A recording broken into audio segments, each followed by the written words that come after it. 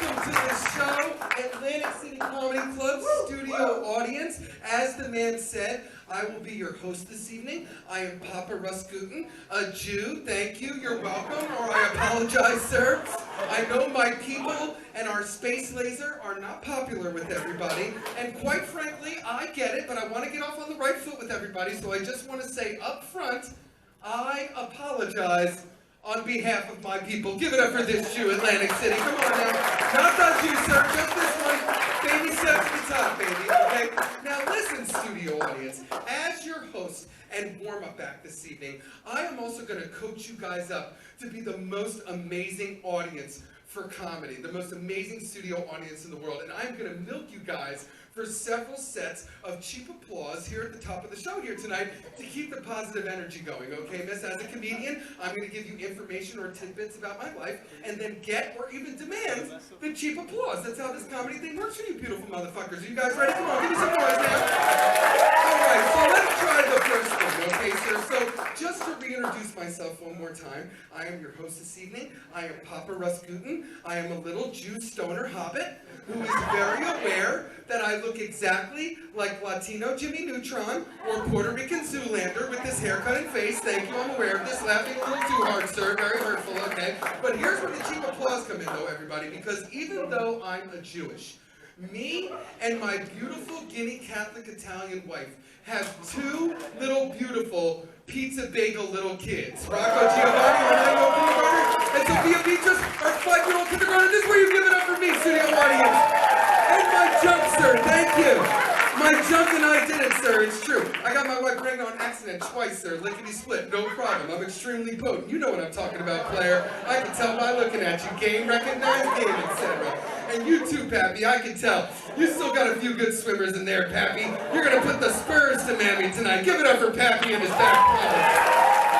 And thank you for fighting in the Great War, by the way, Pappy. Thank you for our freedom. What was Abraham Lincoln really like? Thank you so much. Give it up for Pappy one more time.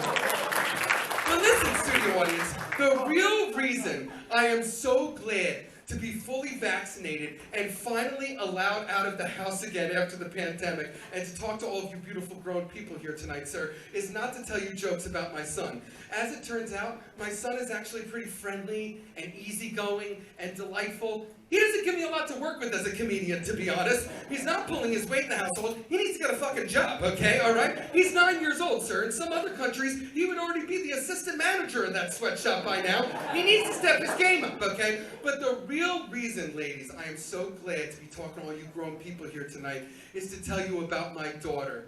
Sophia Beatrice, ladies, okay? Because I don't want you to get the wrong idea, even though I'm going to make jokes about her up here. I love my daughter very much. I don't want you to get the wrong idea. I love my daughter so much. She's my heart. She's my world. I love my daughter so much.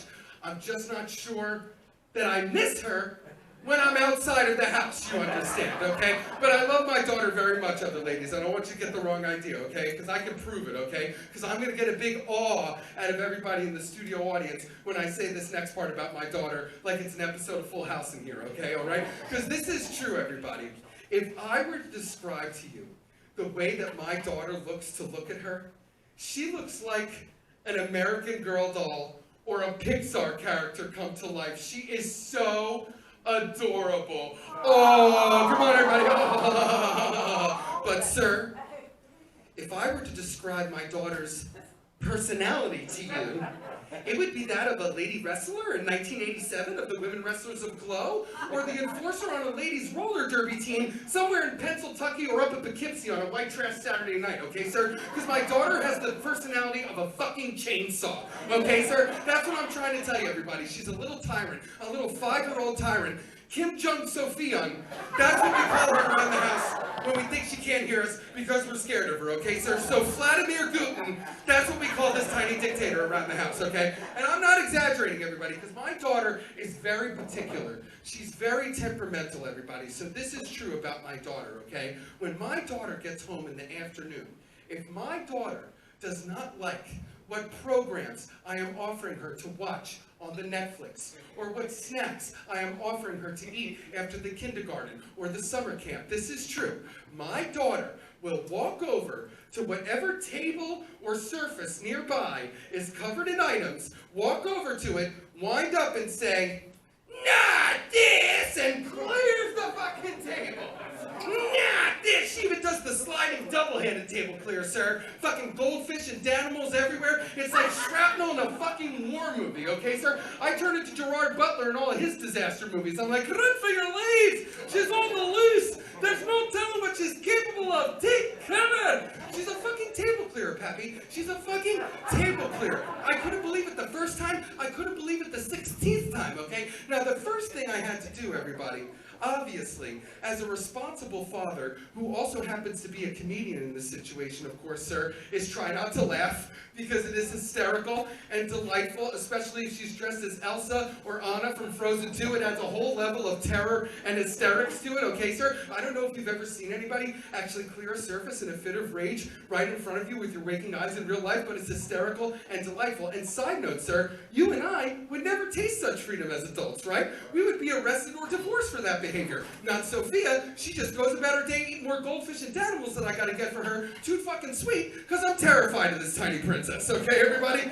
Let me tell you something, all right? Most scary Rapunzel from Tangled you've ever seen in your life, sir. You have never felt real fear until a little girl dressed as the Little Mermaid brandishes a go-gurt as a weapon at you, okay? True fear, okay? Now, the second thing I had to do, everybody, I had to put on my detective hat, and I had to try to figure this out, because I thought to myself, this is quite the mystery for me to solve, right, Pappy? Because I thought to myself, Sophia Beatrice was only 4 years old when she started doing this table clearing.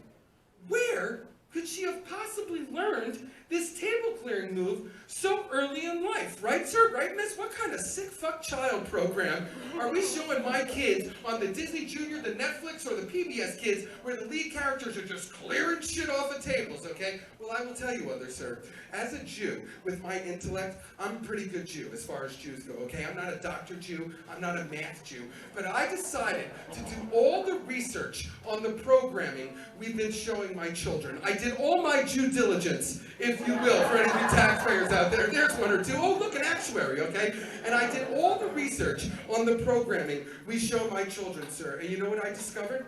Not once did I see Elmo or Daniel Tiger clear a fucking table at the preschool when they didn't give a toy or juicy juice they want to share and make a goddamn song about it. So it's not the programming we're showing my children, right, miss? Me and my wife seem like pretty good parents so far, right, miss? Do not answer that, miss, and do not call child services, miss. I have seen that look many times at the Target, many times, okay, all right? But ladies, that's why I'm so glad that there are so many lovely ladies here tonight. Where's all the ladies at? Make the noise, ladies. Make some noise.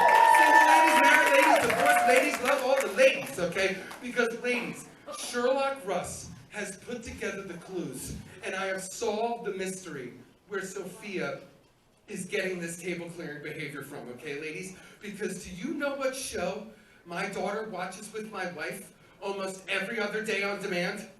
The Real Housewives. Thank you, miss in the back. Ding, ding, ding, ding, ding. Survey says the Real fucking Housewives of every fucking city, too, everybody. The season premiere, the reunion wrap-up, the vacation bloopers, the one on the boat, the one with the black doctors, the Shaws with the sunsetting, the Vanderpumping of the rules. It doesn't matter, miss. If it's on Bravo, my girls are all in for that shit. They watch what happens, okay? You silver fox, Andy-looking pappy motherfucker, I love you, okay? All right?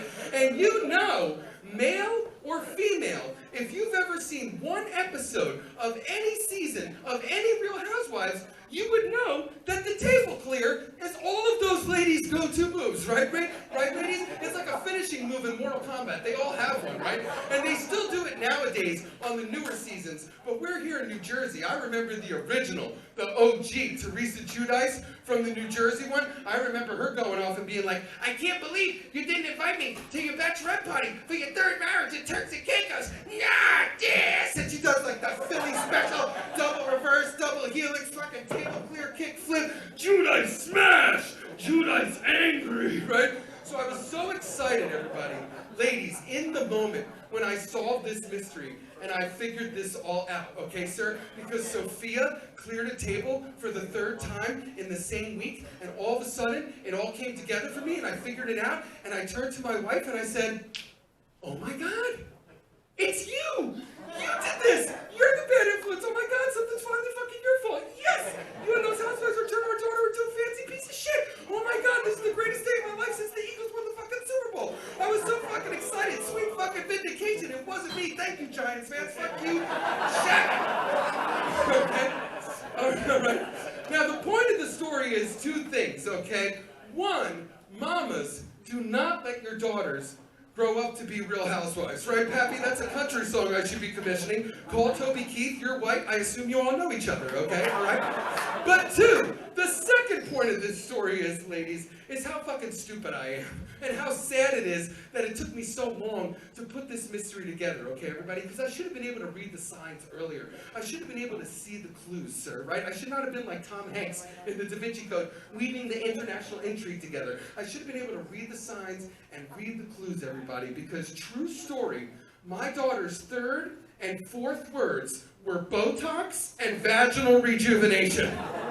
It's true, miss. I didn't even know what vaginal rejuvenation was. My daughter had to explain it to me, even though she's in kindergarten. And listen, sir, if you don't know what vaginal rejuvenation is, don't worry. I'm going to explain it to you the way my daughter explained it to me, everybody. Apparently, vaginal rejuvenation is when these Jew surgeons in Beverly Hills takes a lady's Land Rover and turns it into a Ford Focus. Who knew medical science is capable of anything? It's alive! So give it up for my wife and the Real Housewives for turning my daughter into a man. You guys are good guys. You guys having a good time here so far? You getting warmed up? Come on, give me some noise in Atlantic City. You guys are an awesome crowd. Now listen, I have one more subject I want to go over with you guys tonight before I bring out my amazing headliner, one of the greatest headliners in the country, Adam Ray. Who's excited for Adam Ray tonight? But one more subject I want to go over with you guys tonight, okay? All right, because miss, listen, it's obvious. I can see that you're thinking it. I'm just going to say it out loud.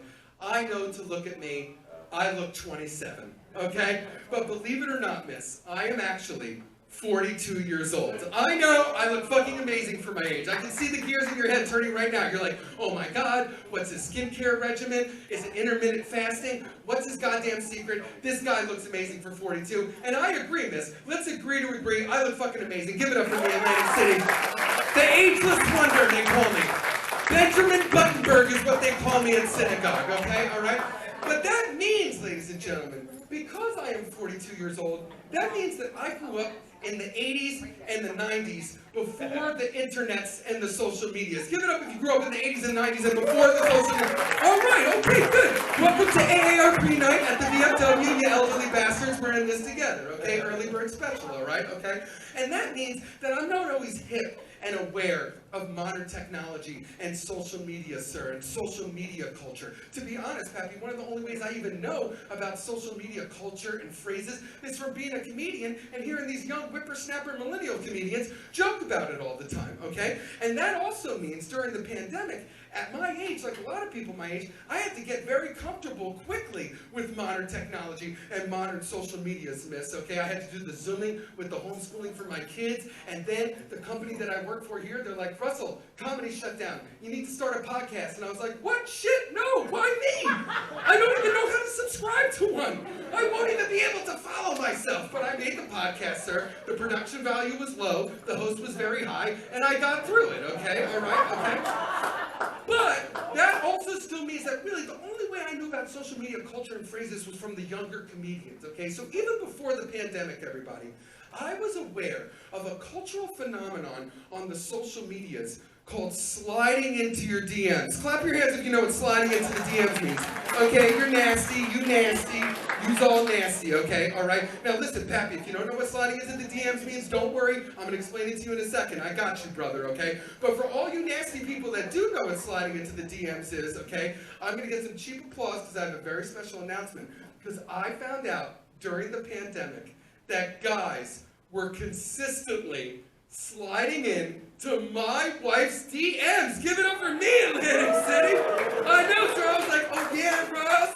Other guys are jealous of you. They're Jelly Kelly. They want what you have. I always wanted somebody to be jealous of me and want what I have. Why would I be in show business, sir? I was so excited, okay? Now listen, Pappy, if you don't know what sliding into the DMs is, don't worry, I'm hip to it now, so I'm gonna clue you in, okay? This is what it is. On the social medias, on the internets, when you're on the Facebook, the Instagram, or the TikToks, okay? And then a stranger, acquaintance, or coworker sends a direct message to your wife or significant other offering them the sexy time, trying to get into their pantaloons, sometimes even attaching a picture of their swollen member, Pappy, okay? And it's a very heinous, disgusting thing that a men apparently do on the internet all the time. And also, Pappy, you know how I'm not lying about how old I say I am on stage here, is because I still refer to it as the Facebook, the Instagram, and the TikToks, okay? You would be in my top 8 on MySpace after tonight because we become such close friends, okay? All right? Now listen, so the way I found out that this was happening in my own home, everybody, during the pandemic, my wife and I are sitting in the living room looking at our phones with nothing to do.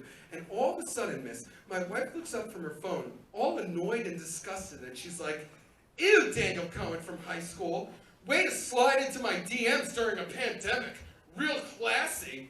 And she was very annoyed and disgusted. But not me, sir. My fucking ears perked up, you know? Like a wolf, because I had only heard that term in the comedy Wild, like I said, right? And my wife's very annoyed and disgusted, but I jumped up, miss, and I was like, "Ooh, honey, are guys sliding into your DMs? I've heard of this." And she's like, "Yeah, Russ, men are disgusting. It happens to all women, all the time." And she was very annoyed and disgusted, Mammy, but not me. I was like, "All right, honey, good for you. Put it up there, mazel tov, babe. You still got it, girl. Strut, girl." I turned into an episode of Drag Race, miss. I was like, "Work, bitch.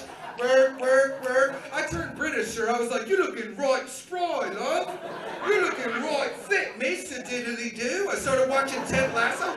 I was so excited for her, miss. I was like, "Look at you, honey, still getting hit on the internet at your age. I bet you don't even have to throw a lot of filters on your pictures. Everybody can see your personality shining through." I was so excited for her, sir. I was so excited for myself. But then, miss, my wife looks up at me and she says, "Russell, what are you so excited for? Men are disgusting. I could have an eye patch and a peg leg, and I would still get 6 to 8 of these messages a week on average. Men are disgusting. Watch the news." And I agree, sir, that men are disgusting, but for that first minute, that first 60 seconds, I was still so excited for her. I was excited for myself, you know? But then, everybody, I started to think about it for 30 more seconds. And I started to realize very quickly just how insulting all of these messages were to me, Pappy, okay? Because I'm a comedian. It's all about me, ultimately. And I started to realize just how insulting this was to me, miss, okay? Because do you know what that means? That means that all of these guys, more than several, independent of each other, even if they only looked at a few of my wife's social media photos, of which I am in most of them, sir, that means that all of them took one look at me and said, "Well, look at this goofy, cross-eyed, chucklehead, buck-toothed motherfucker. I can definitely replace this idiot. Look at him. He's dressed like a 12-year-old. I can replace that overbite in a second," they say, sir. "You can see his overbite from space. Give his orthodontist the Congressional Medal of Freedom." Very hurtful, right, sir? Very insulting, right, Pappy? Very hurtful to my ego, miss, okay? It hurt a lot. I could not believe that so many guys, independent of each other, all looked at my wife's social media and said to themselves, "Well, obviously, the only thing missing from her happy life, home, children, and family is this dick. Send. Is these specific nuts send." Very hurtful, right, sir? Very insulting. But then, miss, I got jealous.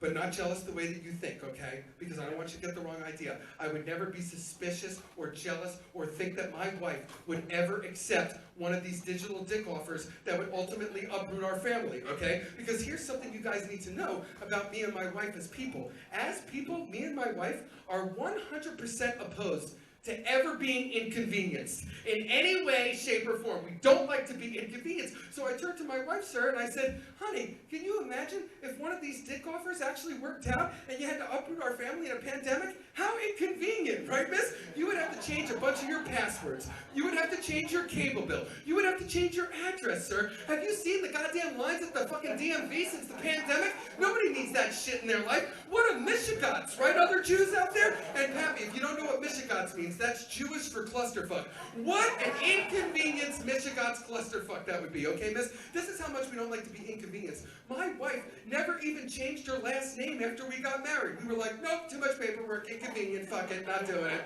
We have literally gone, sir, 14 years and counting out of our way to simply not be inconvenienced by paperwork, okay, Pappy? And I'll tell you the truth. Like I said, I don't think that my wife would ever accept one of these digital dick offers that would uproot our family, but I'll tell you the truth. Papa Russ does not like to be inconvenienced. So if one of these dick pics and one of these dudes actually did tickle my wife's fancy, I would sooner invite that dude to move in with us and we become a throuple. It would be more convenient, right? It would be fucking easier, right, sir? We can switch off every week. We can alternate weekends. There's a path to success of convenience in the throuple situation, okay? But the reason I got jealous, miss, the real reason I got jealous is because my wife looks up at me and she says, "But Russell, you're on social media. You perform in front of all these people. Haven't you ever received one of these kind of messages?"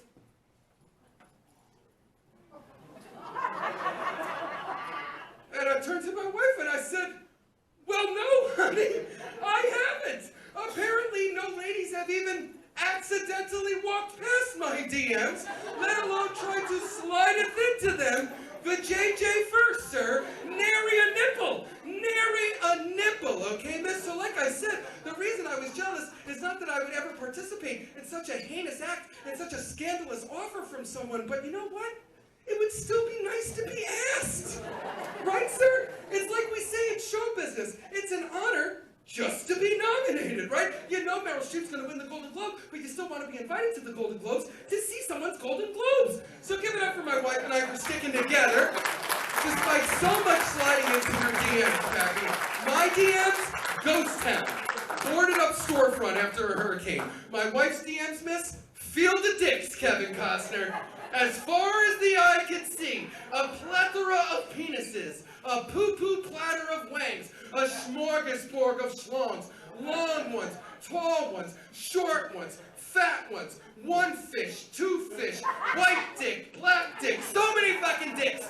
An old country buffet of dicks, miss. You would fucking break your wrist trying to scroll through the cornucopia of dicks. So many fucking dicks, I couldn't fucking believe it, okay, all right? And in closing, everybody, I also thought to myself, sir, what a confidence builder for my wife, though, okay? Because, miss, I do accept the part of the narrative that is absolutely offensive and disgusting that men do this, but you know what, sir? I also thought to myself, what a confidence builder for my wife. I realized, I said, Russell, no wonder your wife is so confident walking around bossing me and everybody else in her life around every day, because apparently she's out here on the internet every day, Pappy, like Bruce Lee, blocking unsolicited dicks. Yo! Yeah, Cobra Kai and that shit. Woo! Just block them unsolicited dicks all the doo-dah day. Wang Chung Kung Fu, miss, okay? I started calling my wife John Dick Parabellum around the house, sir. Fucking Keanu Skeeves. So, ladies and gentlemen, I'm your Papa Russ Gutin. That was your warm-up set. Are you guys ready for a killer night of comedy? And listen, all you guys, please send pictures of your dick to my wife, okay? We're putting together a little scrapbook. Maybe we're going to make a calendar for my office. We'll put a little Santa hat on it for the December one, sir. So again, flood us with your dicks. That was your warm-up set. Are you guys ready for a killer night of comedy? Come on, ladies and gentlemen. No, you can go louder than that. Come on now. So listen, everybody. As your host this evening, I am also just going to remind you guys of the rules of the road. You guys are already an amazing crowd. You're already doing a great job. But remember, no talking, no texting, no photography or videography of any kind. And please, if you feel the desire to heckle or disturb my headlining comic rudely during their set, please take that desire and shove it directly up your ass, okay? I'm looking at you, sir. You look like trouble. I'll drag you out of here by your fucking ears. I swear to God. No, that's not true, sir. Like I said, I'm a tiny Jew from Cherry Hill, New Jersey. I will simply get the large Dominican security guard from the hotel to do it for me. That's how Jews do things. We outsource things, okay? All right? Now, the last thing I need you guys to do, as a comedy studio audience, you're already doing a great job. When it comes to my headliner tonight, I need you guys to really bring the energy and the laughs and the volume. And I need you guys to be the laughiest, loudest, most fun comedy studio audience of just about 100 people in Atlantic City's oldest hotel, the Claridge, that we know that all the dead mobster ghosts from the show Boardwalk Empire haunt this place every night and kill each other all over again. It's the goddamn hotel from Ghostbusters, sir. Okay, sir? Be careful. You take the fucking elevator to the wrong floor in this place, you end up in the upside down from Stranger Things, okay? So be careful, okay? But, sir, when it comes to the comedy, when you're at home and you're watching The Big Bang Theory, you're like, who are all those people laughing and clapping at literally everything. That's you beautiful people out here tonight. Make some noise, ladies and gentlemen, okay?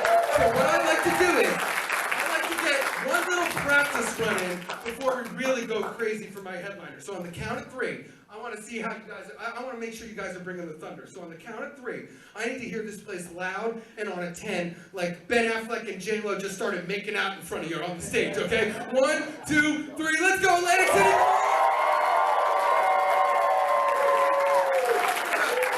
Ladies and gentlemen, I want you to get even louder than that. It is time to bring up your headlining comic. I also want to take a moment also to thank our amazing staff. Give it up for the staff, ladies and gentlemen. Our headlining comic tonight is one of my oldest and best friends in comedy. We first met at the Comedy Store in LA, and this guy has done such an amazing job of blowing up all over the country and building this amazing following for himself. He's been in movies like Spy, Heat, and Ghostbusters. He is the voice of Swiftwind on Shira on Netflix. He was Slimer in Ghostbusters. He has 2 amazing podcasts, About Last Night, and also his new podcast, Icebreakers, with the great fighter Chuck Liddell. And ladies and gentlemen, he is here tonight, and not only that, he is now playing young Vince McMahon on NBC's Young Rock. So ladies and gentlemen, I need you to make it really loud in Atlantic City for your headliner tonight, Mr. Adam Ray!